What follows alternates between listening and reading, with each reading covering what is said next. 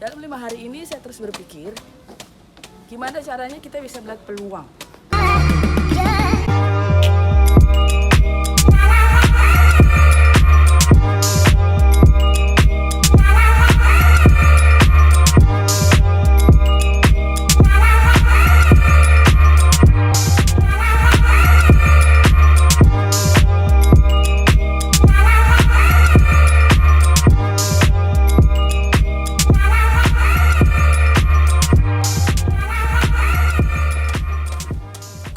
Jadi 5 hari ini kan nggak ngapa-ngapain. Nah buat saya nggak ngapa-ngapain itu nggak enak banget. Saya yakin kamu juga begitu. Dalam 5 hari ini saya terus berpikir, gimana caranya kita bisa melihat peluang. Soalnya kan tahu sendiri, social distancing berarti kita nggak boleh kemana-mana, nggak boleh ngapa-ngapain, nggak bisa beli apa-apa. Ya, yang punya usaha pasti berasa banget, betul nggak? Nah, jadi kita harus bisa melihat peluang dalam kesempatan yang luar biasa ini ya, social distancing, dan negara kita juga lagi heboh corona, lagi heboh dolar naik. So, cek terus di Coach Wulan atau di HR Academy.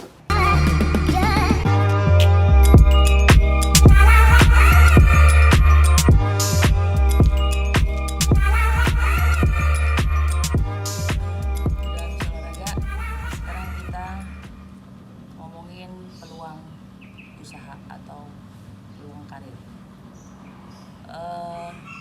Di dalam situasi yang sekarang ini yang tidak menentu, saya berpikir bagaimana bisa melihat sesuatu menjadi penghasilan.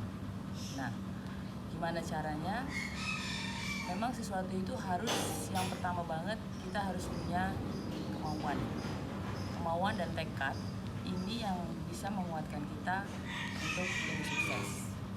Nomor 2, setelah kita punya kemauan dan tekad, tentunya kita juga harus punya passion. Nah, sekarang sahabat bisa berpikir, passion kalian ada di mana? Kita harus tahu passion kita apa. Misalnya kuliner, atau buat kerajinan, atau jasa.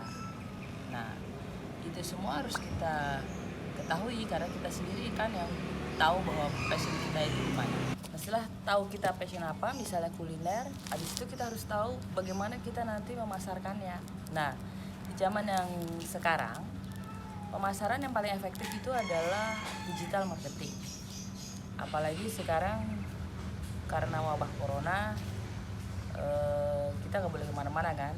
Jadi media yang paling memungkinkan kita untuk usaha, kita harus bisa berdayakan digital marketing. Setelah kita tahu media pemasarannya, yaitu kita akan pakai digital marketing yang utama.